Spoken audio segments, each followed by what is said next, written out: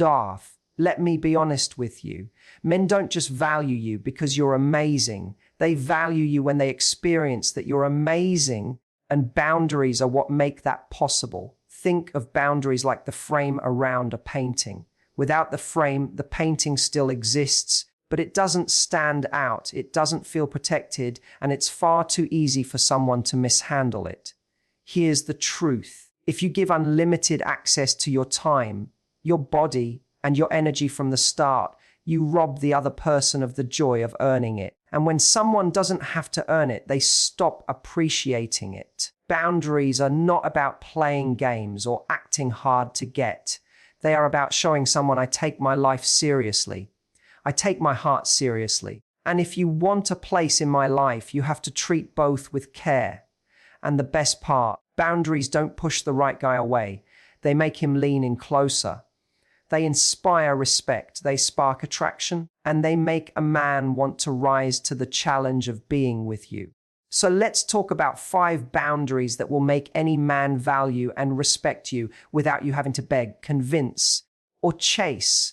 The way you allow people to treat you sends a message, whether you intend it or not. If you constantly accept late replies, last-minute cancellations, or disrespectful behavior without speaking up, you're silently telling them, this is fine with me. The tricky thing is, people rarely stop and think, am I treating this person with enough respect? Instead, they respond to the boundaries you set or don't set. Imagine you meet someone new, and from day one you respond to every message instantly. Cancel your own plans to be available, and never speak up when they do something you don't like. You're creating a pattern, and people get used to patterns quickly. Without realizing it, you've trained them to expect that your needs will always take a back seat. The problem isn't that you're kind. The problem is that you're teaching them you'll accept less than you deserve. On the flip side, when you hold yourself to a standard, returning calls when you have the time, saying no when something doesn't work for you, and calmly expressing what you find unacceptable, you're showing that you have self-respect. And self-respect is magnetic. It makes people sit up, pay attention, and treat you with care. It says, if you want to be in my world, you need to treat it like it's worth being in. Think about the relationships you admire, the ones where respect is obvious. In those relationships, the respect didn't happen by accident. Someone set a tone early on. It might have been as simple as saying, hey, if you're going to be late, let me know, or I don't do last-minute meetups unless it's an emergency. Those little statements aren't about being strict. They're about setting a healthy precedent. Every interaction is a chance to teach people something about you. Are you teaching them that you're patient but not a pushover? That you're kind but you have a backbone? That you're available but not at the cost of your own priorities? Those are the lessons that shape how they see you and how much they value you. Here's the thing, if you don't set the tone for how you want to be treated, someone else will set it for you. And trust me, they'll usually set it lower than you deserve. People rise to the level you demand, not the level you hope for. That's why your behavior is the first lesson in your relationship, and it starts from day one. Your time is your most valuable currency. Once you spend it, you can't get it back, and unlike money, there's no way to earn more of it. When you give a man hours, days, or even weeks of your life without considering what he's giving in return, you risk devaluing it in his eyes. It's not about being calculating, it's about being intentional. Time invested should feel like time well spent, not time drained. The mistake many people make is thinking, if I give more of my time, he'll see how much I care and value me more. But in reality, overgiving your time without balance often creates the opposite effect. It removes the sense of effort and investment from his side. If you're always available, it doesn't feel special to spend time with you. It just feels like a given. And the things we see as or given are the ones we tend to take for granted. Guarding your time isn't about being unavailable just to seem mysterious. It's about prioritizing the things that matter to you.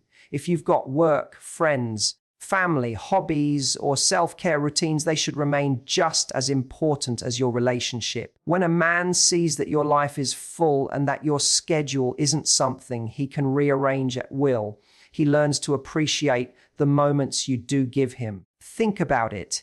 If someone can drop in at any time, they may not consider whether they're interrupting or whether they've earned that moment.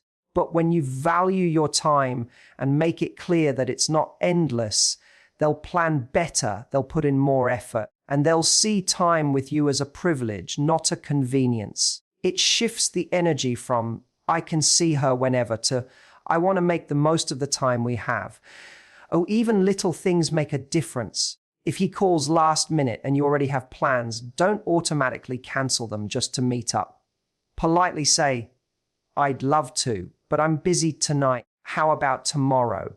This tiny act communicates that you respect your own commitments and that he has to plan for you, not just expect you to be on standby. It's not about rejecting him. It's about setting a healthy rhythm. When you guard your time, you set the tone for a relationship where both people invest equally. You stop becoming an on-demand service and start becoming someone whose presence is valued, anticipated, and cherished. And that, my friend, is where respect begins to deepen. When you first meet someone and there's chemistry, it's tempting to sprint.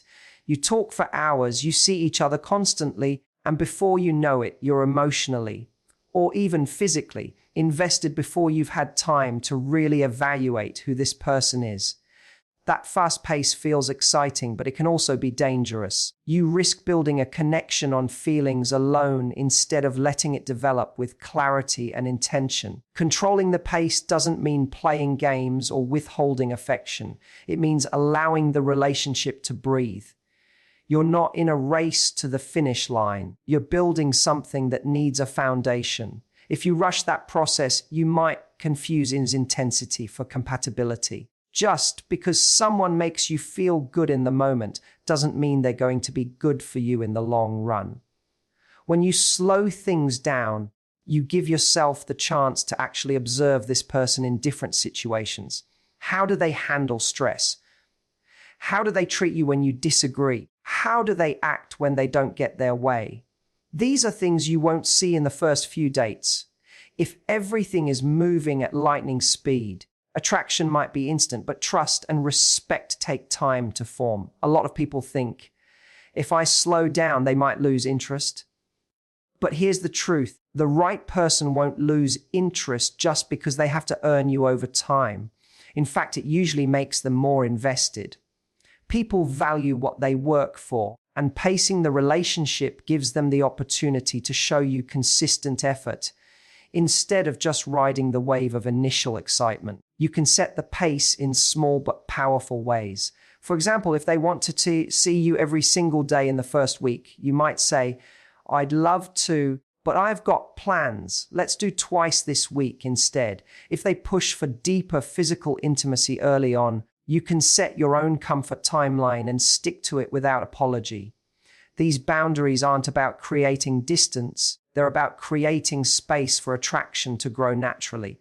When you control the pace, you're not just protecting your heart, you're also allowing them to reveal their true intentions. Someone who's only in it for instant gratification will usually fade when they realize you're not rushing. Someone who's genuinely interested will stay, invest, and match your rhythm. That's when you know you're building something real. One of the most attractive things you can bring into a relationship is a life that's already full. When you have your own hobbies, friendships, passions, and goals, you're showing that you're not looking for someone to complete you. You're inviting someone to complement you. That difference is huge. People respect those who have their own identity and aren't afraid to maintain it. The trap some people fall into is letting their entire world shrink down to the relationship. Suddenly the gym sessions stop, the friend meetups get cancelled, and even personal goals are put on pause. At first, the other person might enjoy all the attention, but over time, this can make you seem less like the dynamic person they were first attracted to and more like someone who's lost themselves in the relationship. Independence isn't about distance, it's about balance. It's showing that you can be deeply connected to someone while still prioritizing your own growth. It tells your partner, I want you in my life, but I don't need you to create my life. That's a very different energy from depending on them for all your happiness, validation, or excitement. The beauty of keeping your independence is that it actually makes your time together more special. When you've had a week full of your own activities and achievements, you come into the relationship with fresh energy, new stories, and your own spark. You're not sitting there waiting for them to bring excitement into your life. You're bringing it yourself. Practical independence can look like maintaining your career goals, saying yes to nights out with friends, scheduling time for your personal passions, or even taking a solo trip. These actions send a subtle but powerful message. My life is rich and full, and I choose to share it with you. That choice is what makes someone value your presence, because it's never about obligation.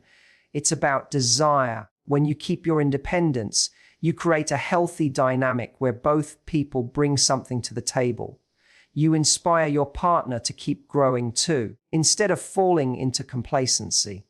And in the process, you remind them of the confident, vibrant person they fell for in the first place.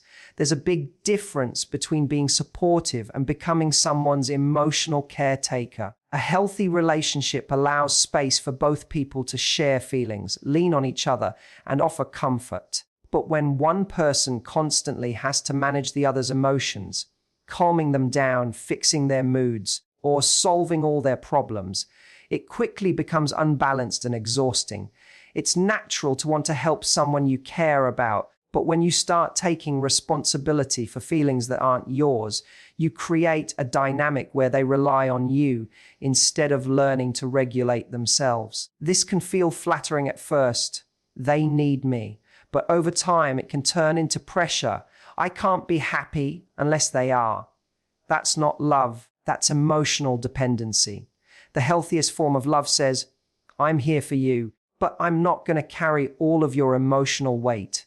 That means being empathetic without losing yourself in their storms.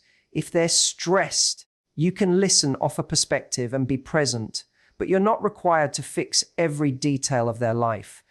By maintaining that boundary, you encourage them to develop their own resilience instead of outsourcing it to you. This is especially important when someone's emotional volatility starts affecting your own mental health. If every day feels like a roller coaster depending on their mood, that's a sign you've crossed from support into over-responsibility. Protecting your peace isn't selfish. It's necessary for the relationship to remain healthy.